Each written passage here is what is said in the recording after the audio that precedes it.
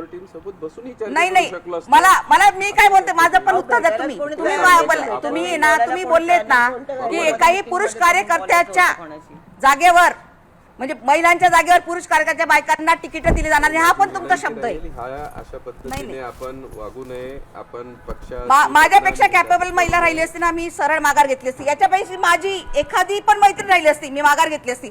अनिता किशोर मान कापे कोण आहे?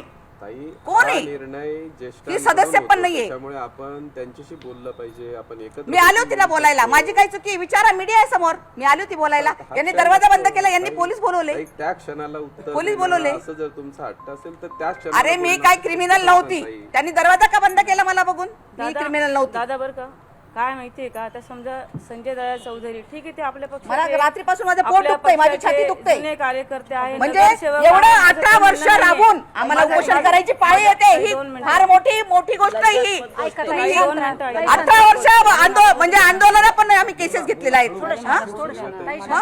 अरे मला त्रास होतोच आहे कालपासून, होतच आहे. दादा मी काय म्हणते, संजय चौधरी भाऊ आपल्या भाजप परिवारातली एक व्यक्ती आहे, परंतु त्यांची महिला सरकारी कर्मचारी आहे, त्यांची संस्था आहे, त्या शिक्षिका आहे, त्या घरी त्यांना 1 लाख रुपये पगार आहे, तो 80-90 रुपये पगार आहे. तरीसुद्धा तिथे माझं नाव फायनल झालेलं असताना तुम्ही त्या महिलेला राजीनामा द्यायला लावला. आता घरची संस्था म्हणजे बॅक डेटला राजीनामा होणार, तो तुम्ही त्या महिलेला राजीनामा देऊन माझ्या जागेवरती त्यांना तिकीट दिलं, असं का केलं तुम्ही? भाऊ आहे, मी तुम्हाला विनंती करतो की तुम्ही आपला पक्ष म्हणून आपला नाही, पक्ष म्हणून 18 वर्ष थांबलो आम्ही.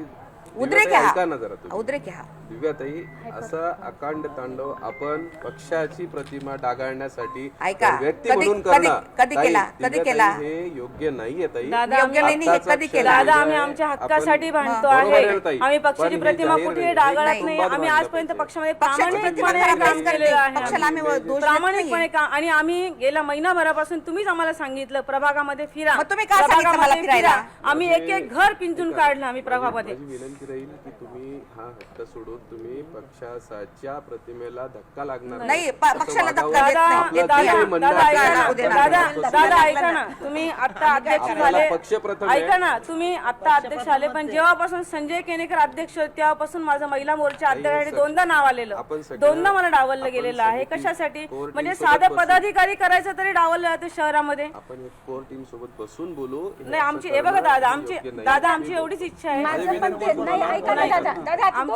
एवढीच विनंती आहे की आमच्या जागेवर ज्यांना उमेदवारी दिली त्यांची रद्द करण्यात यावी. माझं 2 मिनिटं ऐकताय का तुम्ही? हे पदाच्या टायमाला सुद्धा हेच केलेलं आहे आणि आता सुद्धा हेच करत आहे. पद देताना सुद्धा नेते मंडळी असंच हात काढून घेतात.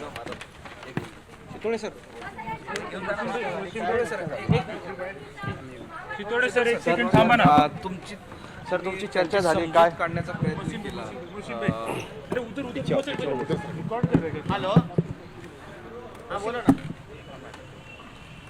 नाही, मी माझ्या काय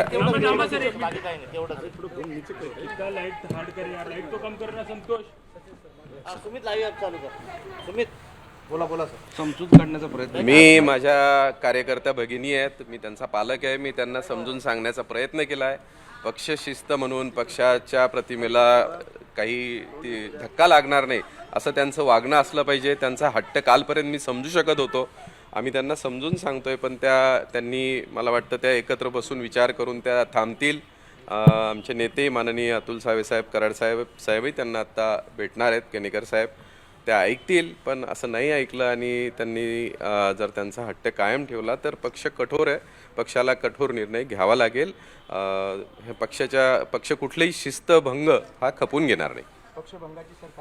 अगदी होऊ शकते. हे काय असतं, एका हद्दीपर्यंत कोणत्याही कुटुंबातल्या सदस्यांनी मागणं, रागावणं, हट्ट करणं ठीक असतं, पण यापुढे जाणं योग्य नाही आहे. धन्यवाद.